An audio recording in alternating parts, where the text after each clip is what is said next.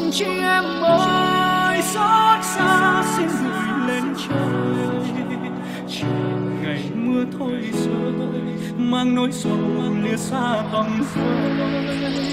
Đời còn bao tương lai, lá xa vẫn kịp quay lại. Thời gian thôi phai, xin gói gọn một tiếng thở dài.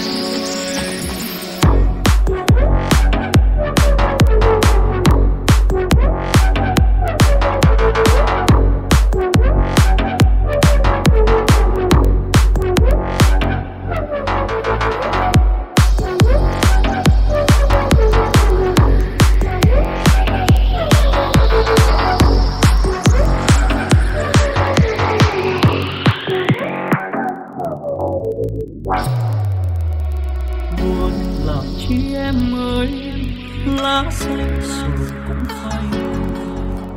Ngỡ duyên mình bền lâu, ai ngờ lại xa cách nhau.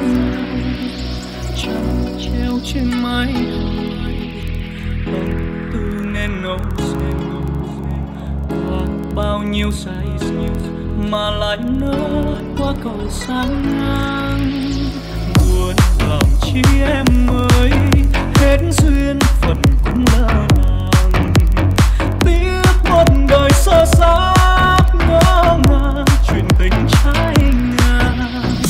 Ai gieo bao phú vàng cho hoa kia ưu tàn. Thương số kiếp bé bàng rồi cứ trách mình quá vội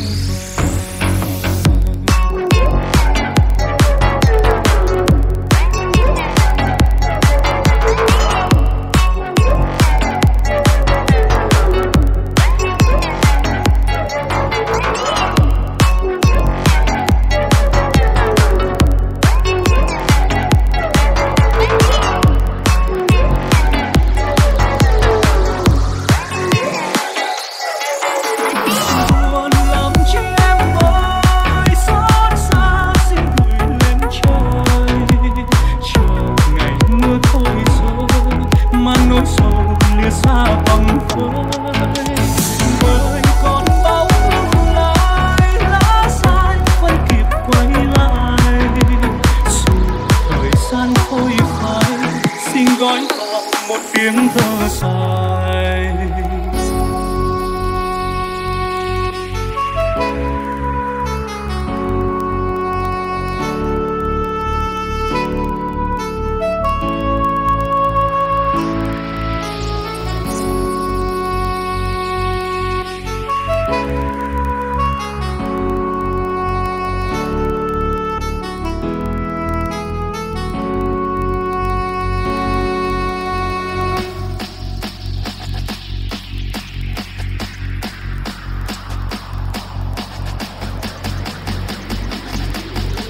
Xin gói gọn một tiếng thở dài.